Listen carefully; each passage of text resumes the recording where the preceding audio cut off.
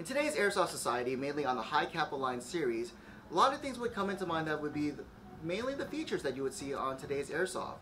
Specifically, full metal, licensed trademarks, or some outstanding, crazy, ridiculous performance that you would see right out the box. But how does that actually keep up to the par standards with mainly, such as a Tokyo Marui Hi Capa?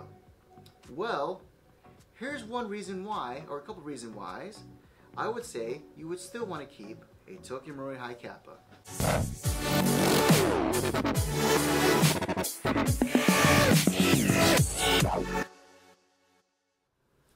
Hey, what's up guys, and welcome back to another episode of Airsoft Master. And today is basically the category is, does the Tokyo Marui keep up to today's standard with other Hi Capa models? Well, surprisingly, the answer is yes.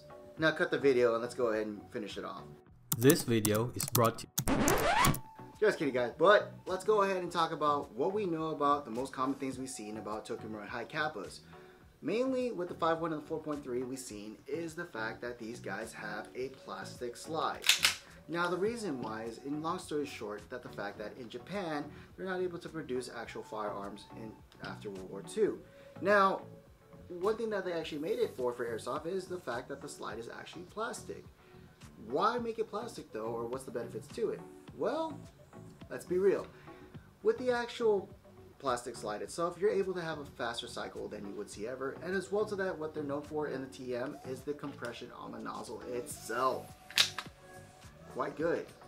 Of course, just like any other Hi Capa in a 2011 as well, you're able to have is your actual front and rear sights to be able to point down and everything else. And of course, what they love to do is have the lacerations in the back to actually do the rear cycle and reload for no problem and easy access.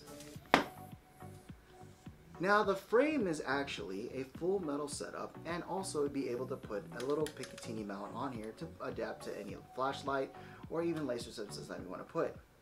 Now when we get to the frame itself, we also have is your standard controls, being at a safe on the selector for basically on here, and as well to that, your actual secondary safety on the beaver tail itself to actually engage the hammer itself. Now that we already talked about the frame, the slider, everything else of the pistol itself, let's go ahead and get into the grip. Now the grip is a texturized setup that can be also changed to other setups that are out there. As well to that, even the first stock, you still have the comfortability of it underneath the trigger guard, so it really won't rub in as much.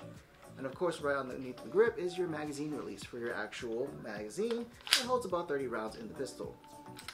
What Tokyo Marui does as well is to make it more of the standard is they give you a flared magwell. And that flared magwell does help assisting reloading. Even though I'm not really good at it. But it still does the job.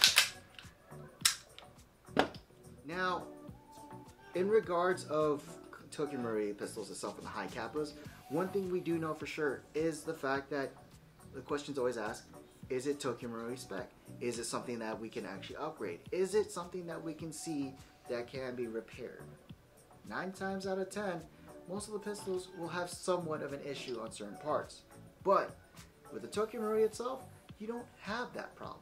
Mainly because this is the standard. This is the spec that they try to copy in customizations. Coming from nozzles, inner barrels, buckings, all the way up to even the slide and frame itself.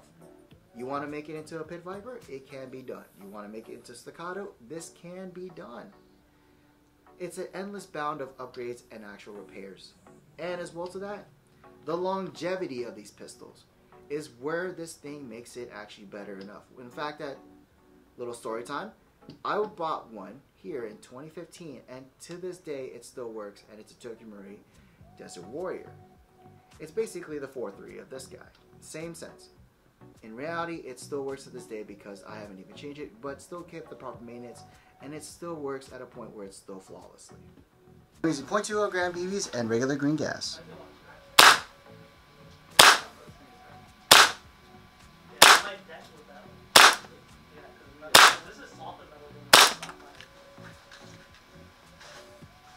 And now for the 4.3 Hi Capa.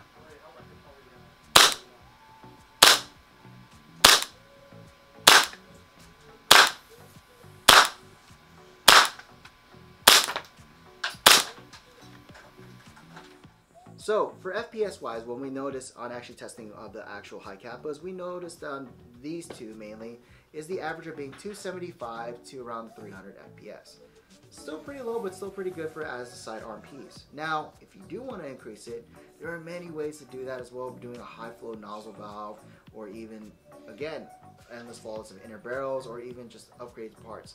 As long as you match the actual nozzle to your hop-up chamber, allowing a better compression itself, you'll be able to get a really consistent FPS as well. Just make sure that you actually check the compression by, the normal basis of checking your nozzle between your hop-up chamber. Still good compression.